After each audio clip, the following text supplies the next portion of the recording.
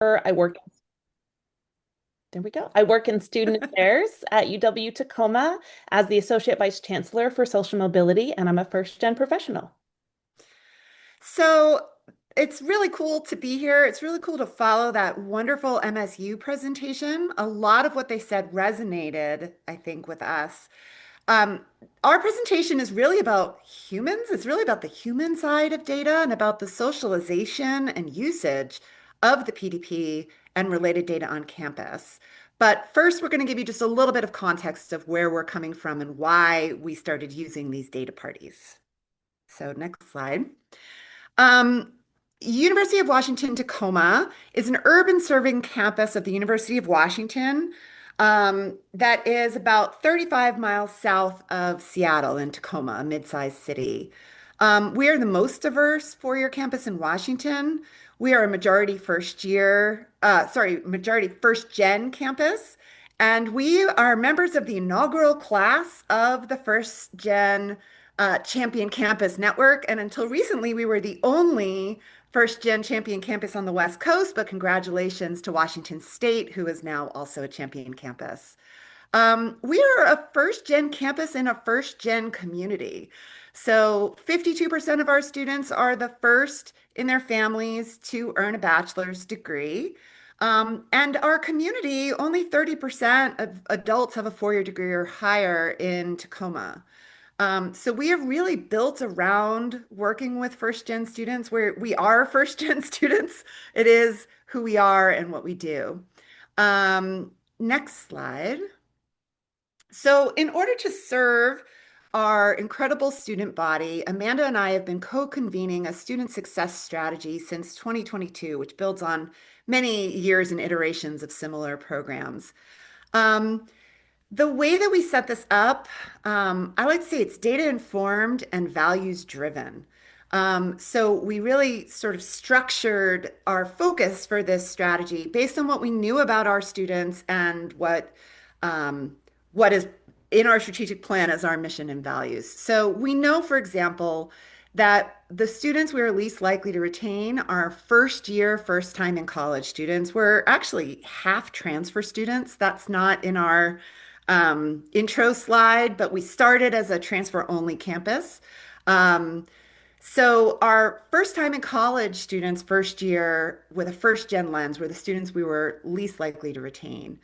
So we use what we call a first three lens with a very strong equity mindset, always looking for opportunities to narrow any identity-based outcome gaps. Also using our data, and we can give a whole other presentation about this. We know that two factors that are really important for students to be successful in college is a strong sense of purpose and a strong sense of belonging. And then finally, in the center, continuous improvement. And it's kind of fun to be here presenting this because a lot of our understanding and tools around continuous improvement came from our long time participation in FirstGen Forward programming. I see Garrett is here, for example. He was our mentor.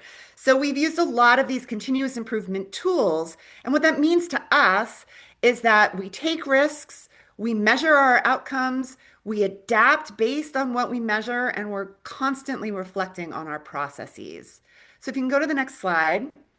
Like any good strategy, that means we have key performance indicators, KPIs, and these should be very familiar. I'm assuming that most of you have similar long-term goals around one-year retention, four-year graduation. As I mentioned, we have a very large transfer population and six-year graduation rates of our first-time in college students. We also measure our post-graduation outcomes, which could be a whole other talk as well. So these are our KPIs, and they're super important. And we need to present these to the regents, and leadership is tracking these, and the newspaper is tracking these.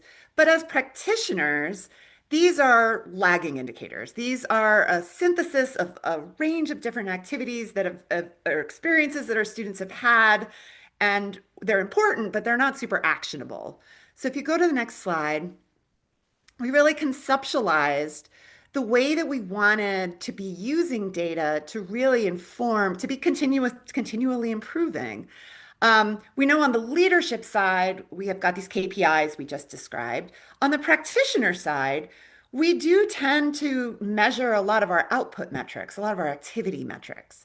So when we're working on programming, it's super exciting. I noticed that DJ is here. He runs our very successful first gen programs. DJ runs programs that get huge, huge turnouts, which is amazing.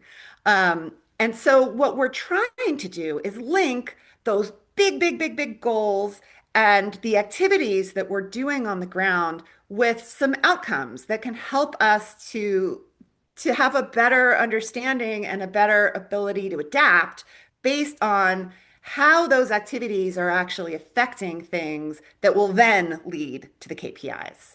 So next. So we are working on designing a student success outcomes framework, which is a centrally, I like to think of it as like building blocks. It's a series of metrics that we have agreed upon that we know are at least predictive of those larger KPIs, but they have to make sense to us on the ground. They have to be accessible and meaningful. Um, and so by providing easy access to these metrics, we are hoping to allow our practitioners, our folks on the ground doing incredible work, to do their incredible work and be able to fairly easily assess the success of what they're doing. So we have a FirstGen Forward Network Champion Transformation Grant that we're extremely grateful to have. We've recently hired one of our own graduate students, Dhruva Bhatt, who is also here today, who is helping us turn these outcomes into a dashboard. But importantly, his specific requirement is a dashboard that people will use. And I just want to point out there are three different groupings of these metrics. We have some academic momentum metrics, social emotional mindsets, and then student engagement. And then we really tried to lean into using PDP metrics because then, to the earlier point earlier today, they're more benchmarkable. So, for example, credit completion ratio and credit accumulation rates are ones that we are really focused on. So, next slide. So the rest of our presentation isn't so much about these actionable leading indicators that invite Dhruva back at the end of the summer and we'll present some of the outcomes of what he's working on. But the real challenge that we have is how do we take those metrics and provide access and a common understanding to folks around campus to actually use the dashboard and use the data in their daily practice. And so I will turn it over to Amanda to tell you a bit about how we're doing that. Thank you, Bonnie. So just to clarify quickly, we're going to be presenting about something that we've done to help expand the circle of practitioners on our campus who are engaging with the Student Success Outcomes Framework and building a culture of being able to look at data, deepen our understanding, and drive action from it. And this is all done in the context of the cross-campus student success work, which for a few years was a task force. This last year has evolved into a council. And so I just want to acknowledge that there has been momentum over time through continuous improvement to get to what we are presenting today. But Bonnie brought back the concept of a data party from the APLU SEMA group, which I'm going to look at her and ask her to remind me what that acronym is.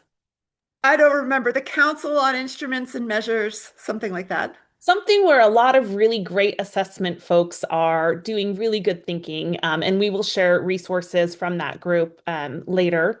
But this is really about how, again, do we activate the PDP and our institutional data to help to do what Bonnie described as data informed and values driven. And now I can't drive and talk at the same time. Okay, here we go.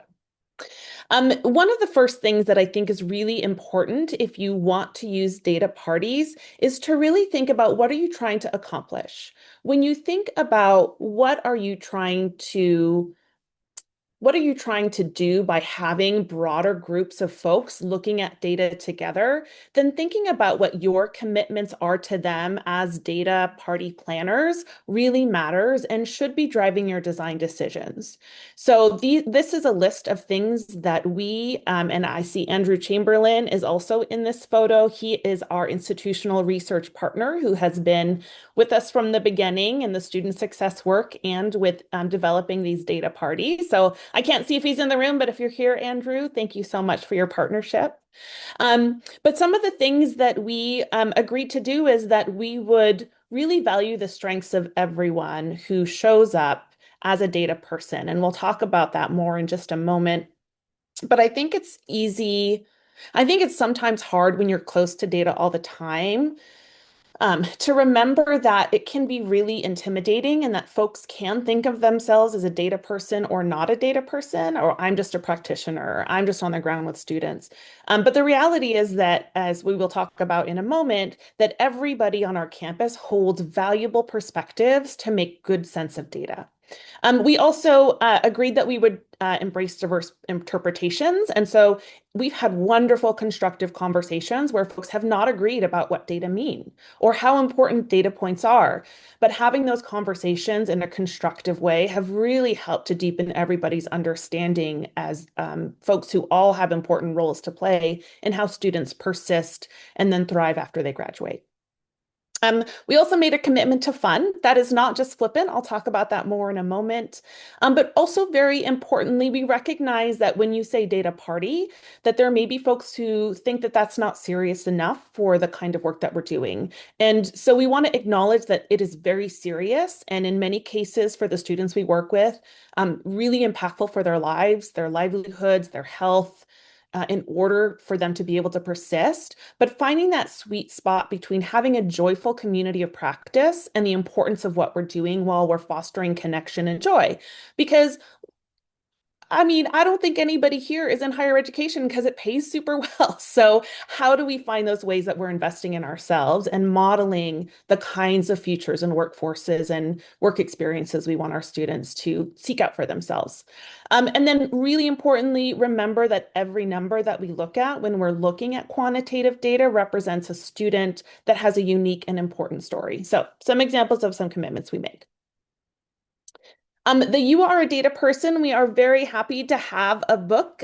Some folks might recognize her name. Amelia Parnell, the current president of NASPA, has a really wonderful strengths-based book called You Are a Data Person. And she does a really wonderful job of exploring and explaining 6 different kinds of data strengths. So when we talk about data, often we have been socialized to think about folks that are research and analysis. Am I using the appropriate methodologies? Which table are you looking at in our student database to do this definition of this specific metric? And if we are going to turn data into action, then we also need things like folks who are really good at asking questions, folks who are working with students every day and can contextualize some of the data trends that we might be seeing. Folks who are really good at communicating about data with a lot of different kinds of people. We have a lot of different folks that we're responsible for and responsible to, I should say, when we are a public institution. So wonderful book, highly recommend it. And when we had our first data party, we asked folks to say, looking at a paraphrased description of what these strengths are, which strength most greatly resonated with you? And so this slide is just to show there was a diversity of answers. We needed more folks with industry context. We recognize that, but just a good sense of how this can create more enriched conversations because people are bringing these different lenses and strengths. Let's talk about fun. Why fun? Not just because I'm in student affairs and I love a good party. I do love a good party. But it actually really has an impact on engagement, on the psychological safety that people feel, on their ability to show up with creativity, if they are not afraid of having the wrong answer. And also, when you say data party on a flyer, if you invite people to a data party and everything looks like the background of one of these photos, which is very gray and quote unquote professional and very institutional, that's not a party. If all you're doing is staring at graphs, that's not enough of a party. So, how do you bring the party to it? Well, one is just through aesthetics, which can be overlooked, but developing a look and a feel that spans your marketing and the actual gathering matters. And so, on the far left, you'll see that's our very first flyer. We chose a theme that was like around music and concerts and neon. And then in the middle, you'll see some custom table decor that we made that reflects data and party, some themed fidget toys and crepe paper and LED light up bracelets. We hosted our first one in October, which, if you're in the Pacific Northwest in October, it gets dark like really early. So light up bracelets made sense. And then the last picture, you'll see a photo of some decor that we put up. So that matters. Develop your aesthetic and follow through on it. Go nuts with a theme. And then those bracelets actually served as data strength, like wearable identifiers of your strength. And so we assigned every data strength a different color. And then we invited folks to come up and grab a bracelet that matched their specific data strength. And then in some of the parties, we ask folks to get together around tables based on the diversity of strengths at a table. And that really enriches the conversation that folks are having as they're looking at PDP or institutional data. How else do we put the fun in data parties? Hospitality matters. Going to Costco and getting some snacks, I mean, I recognize that budgets are really challenging. They're certainly challenging for us, but it's not that expensive. For less than $50, we've been able to feed lots of folks. Sometimes we have cupcakes, sometimes it's more Costco type snacks. Sometimes we've had theme aligned or seasonally appropriate snacks that we've offered, but it really does signal to the folks that are coming appreciation and care and sets a different kind of tone. Also, being careful about the language that you're using in terms of non-academic or nothing that's too data wonky in terms of the things that are supporting the materials around the data party helps to make it more accessible and approachable. And finally, focused outcomes. When we start to look at data, there are lots and lots of ways we can disaggregate, lots and lots of ways that we can look at it, lots and lots of questions we can ask, and it's really easy to get into analysis paralysis. So that is where working together with a diverse group of folks to plan the party can really help to hone down what are the things we really want to be able to explore. Where are we developmentally as a campus in terms of what we did at our first data party is not what we did at our fifth one. So really thinking about kind of where are we and focusing in. And lastly, music. We play music as people arrive. There's low volume music playing while we're doing breakout conversations because it sets a more festive tone. I am very admittedly and proudly a total nerd. And so I spent time making a data party playlist that has some kind of nod to a data party, like It's Tricky or One More Time or Too Much Information, Mi Gente or Got My Mojo Working. Like when you're seeing what those trends are, you've got a good conversation going. So playing music is not something to be overlooked. I would mention that one of the first comments we got on our evaluations was that we hadn't played Hot to Go. And one thing I really want to point out is, really taking this, we're modeling this framing that a team is full of people with different strengths, right? And so you think about our team, we've got our IR person, we've got our academic affairs person, we've got our wonderful student affairs person who really helps bring a really great spirit to this. So I want to walk through an example of one of our data parties just to sort of show you a little bit about how this works, and also to link it back to what we're doing to help socialize the PDP on our campus. So this is from a data party we did about a year ago that was specific to introducing the Student Success Outcomes Framework. And so, for example, in the next slide, we used credit completion ratio as one of the SSOF metrics that we wanted people to become more familiar with and to wrestle with. And so these slides that are in purple are the ones, a lot of these slides come directly from the data party. So this was in the data party.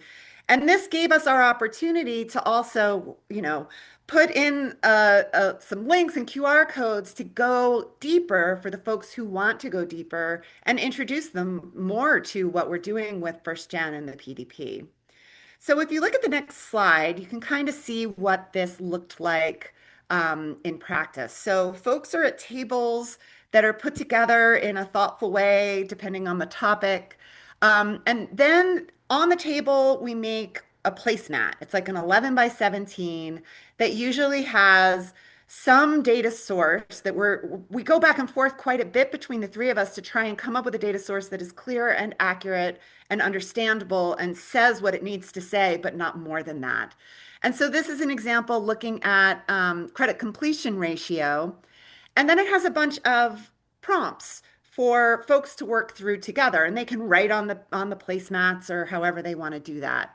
And we usually try and break it up into sense making, like let's talk through what we're looking at and make sure we have a common understanding of what this graph is, exploring the data, doing a deeper dive into what the data are telling us, and then most importantly, then having a conversation at tables, and these tables are often very mixed with folks from different parts of campus about what would we do? What do we do with this information? And those tend to be some of the richest conversations, and sometimes the answer is, I'm not sure that this is the right thing. And then we can take that back and use that to further design how we're presenting and creating this student success outcomes framework. I should mention that Amanda and I have a party favor for you that we'll be putting in the chat that has a toolkit for some of the things some of our ideas around data parties, and also has a few of these placemats as examples. So you can see the kinds of questions that are very open-ended to guide people through looking at the data. And then next slide. We've now done 5 of these data parties starting in 2024. We did retention and graduation. We did the NSSE, the National Survey of Student Engagement. We did the Student Success Outcomes Framework. We did a deep dive into timing of registration. And then most recently, we did one on purpose and belonging that was really, none of my favorite, but that one was my favorite. It was a really, really wonderful session. So back to you. Thanks, Bonnie. Quickly, because we will make sure that we leave time for questions. Like any good data person, we have exit tickets at the end of the party. And so just wanted to share that we do collect things about how useful was the data party, how engaging or enjoyable did you find it, how confident do you feel about interpreting data after this party? And some benefits. We really have a shared and deepened understanding of the data we have. I like to point out this table left to right is a faculty member, our chief strategy officer, a director in our finance and administration office, an advisor, and our marketings and communication person. And so you have that example of these kinds of conversations. They're all looking at the same data and just asking really excellent questions. I can't emphasize enough how important that is. We had a wonderful session where we had one of our facilities members who does custodial services talking with faculty about the impact of a food policy. What impact does that have in the classroom when there's a no food policy? So that's the kind of accessibility that we're talking about. It's great, low cost professional development for folks. It's helped us to co-create data tools. There's a ton of collaborations that are seeded across different areas of the institution.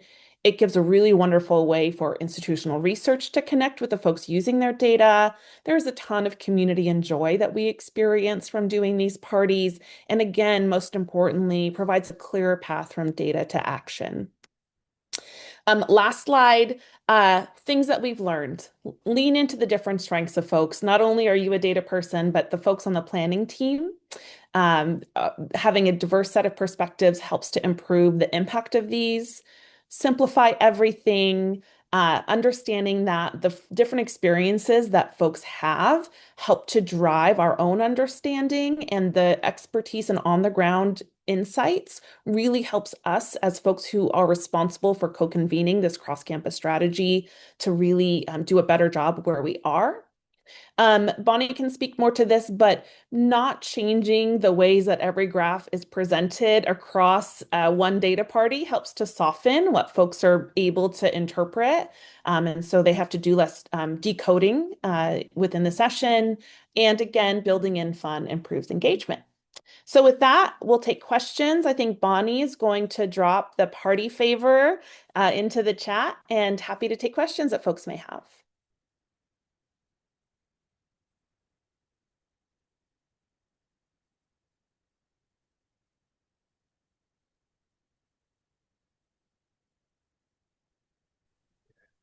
See, this is where like music really comes in clutch.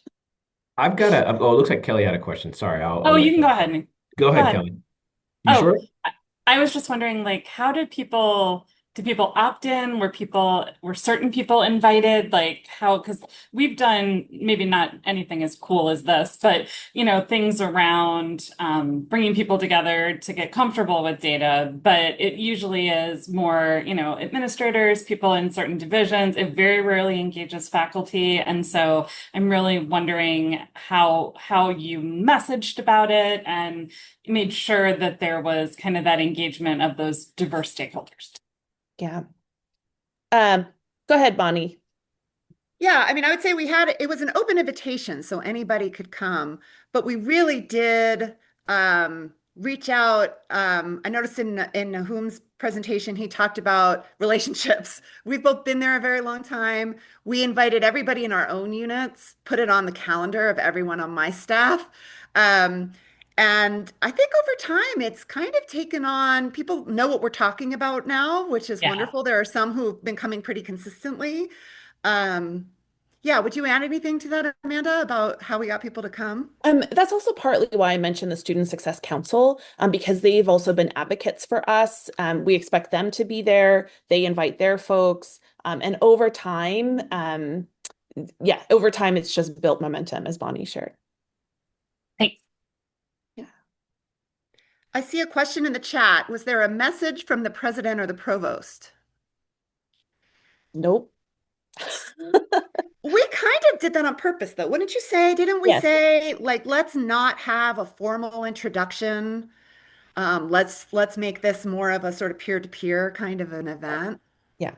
What she has been clear about, we have a chancellor, what she has been clear about is that student success is her top priority. And so that helps to drive folks to recognize this is important.